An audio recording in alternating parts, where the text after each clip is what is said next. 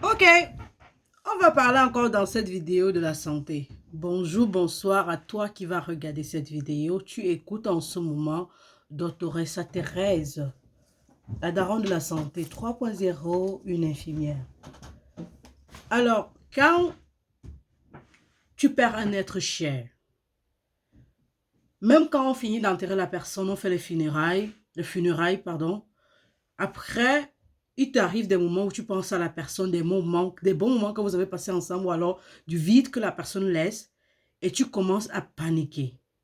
En ce moment-là, tu paniques, tu dis que le cœur bat fort, tu as mal là. Si tu pars à l'hôpital et qu'on te fait tu pars rencontrer un médecin, il va te faire l'électrocardiogramme, il ne va rien voir. Il peut même aller jusqu'à te faire l'échocardiogramme, il ne va rien voir. Simplement parce que l'attaque de panique que tu as est liée à ta souffrance du moment. Ta souffrance du moment est ici dedans parce que tu penses avec ton cerveau. Et à partir de ta pensée, tu as les émotions qui s'expriment et cette tristesse qui t'envahit et tu as ce battement. Un autre exemple, c'est quand tu as un secret, tu vis avec quelqu'un et tu as un secret que tu ne veux pas que la personne découvre. À chaque fois que la personne s'y approche ou dit quelque chose qui peut aller dans ce sens, tu paniques. Directement, tu commences à stresser ou tu commences à transpirer à grosses gouttes ou tu commences à te sentir bizarre. Parce que tu as peur qu'on découvre ton secret. Ça peut être l'avortement que tu as fait dans le passé. Ça peut être qu'un homme est stérile et ne veut pas que sa femme découvre alors qu'on est en train de lécher la dame au quotidien. Donc, il y a plusieurs situations comme ça au quotidien. Ça peut être, quand je dis perdre quelqu'un, ça peut être que tu perds un parent, un papa ou une maman, ou tu as perdu ton enfant, ou même une femme qui a seulement fait une fausse couche, ou un homme que sa copine a perdu un enfant, qui a fait une fausse couche, non, naturellement. Donc, ça peut être toute situation confondue en tout cas. Et donc, quand je prends ces exemples, si c'est pour vous montrer que si tu peux penser à quelque chose qui est arrivé dans ta vie, et avoir l'attaque de panique, avoir les nausées, avoir les vomissements, avoir la diarrhée, c'est parce que ton corps a synthétisé des substances, c'est-à-dire que ce soit des hormones, que ce soit on va parler de quoi? De toute autre substance qui gère le corps. Mais surtout de l'hormone du stress qui est le cortisone qui va venir ici emballer tout. On est d'accord. Donc si ton corps, le simple fait que tu penses, ton corps génère tout cela, ça veut dire simplement que on peut aller sur la définition de la santé que l'OMS a donnée. Parce que c'est l'objectif de ma vidéo. Pourquoi je veux parler de la définition de la santé aujourd'hui? Parce que quand je parle des couples, je parle de comment aider les parents à apporter du leur dans l'éducation des enfants pour une société meilleure. Je me fais insulter au quotidien. Je me fais lyncher. C'est parce que je n'ai pas encore lu. On me fait comprendre, oh, tu ne fais même pas, tu es venu parler de santé et prévention, tu parles de quoi? Oui, c'est santé et prévention. La tasse d'eau chaude à 50 degrés, c'est pour éviter les infections, perdre le poids et tout ce qui va avec, ne pas être constipé. Mais au-delà de ça, il y a le plus essentiel qui est la santé mentale. Donc, quand je parle de vos couples, je vous parle, je vous montre des situations du couple qui peuvent impacter sur votre santé. Et vous ne comprenez pas. J'ai comme impression que nous ne sommes pas sur le même diapason. Et ça me dérange. Ça me dérange énormément parce que si on veut parler de la santé, il faut qu'on sorte de l'ordinaire. Et c'est ce que je fais. Je fais de l'extraordinaire.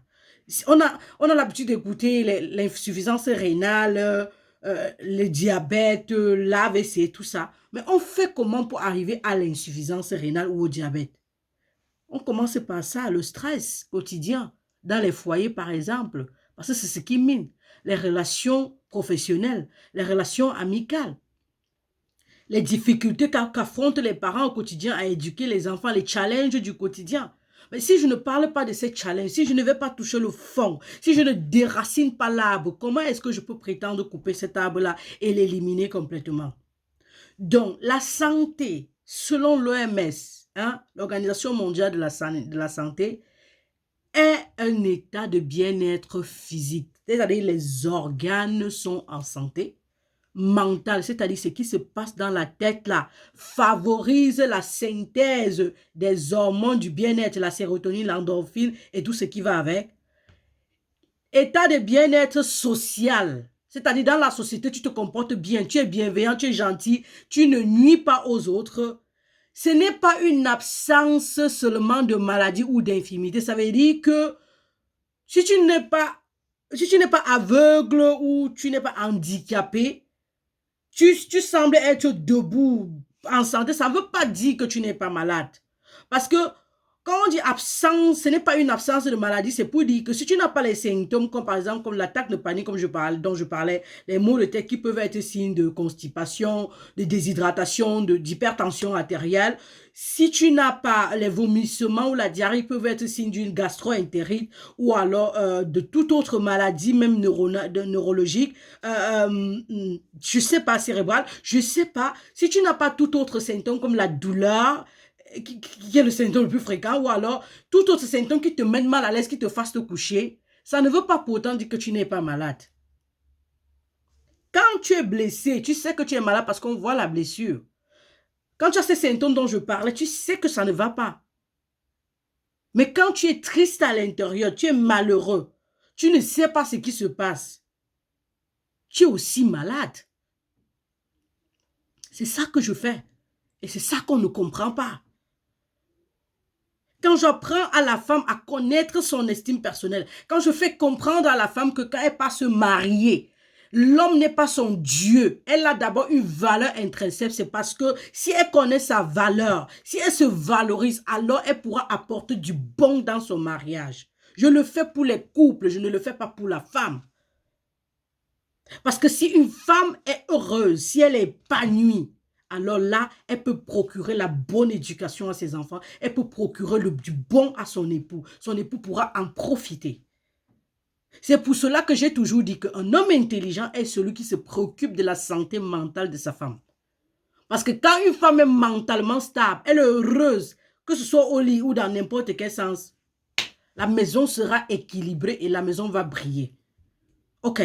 Maintenant que j'ai commencé par parler des symptômes comme l'attaque de panique, je ne peux pas finir la vidéo sans vous dire comment vous pourrez gérer des situations pareilles. C'est-à-dire que vous sentez que vous n'avez pas la paix. Vous ne comprenez pas ce qui ne va pas. Du moins, vous pensez que non, vous êtes trop attaché à l'argent. Oh, je ne m'en sors pas, tu paniques. Comment je vais faire demain? Laisse demain à demain.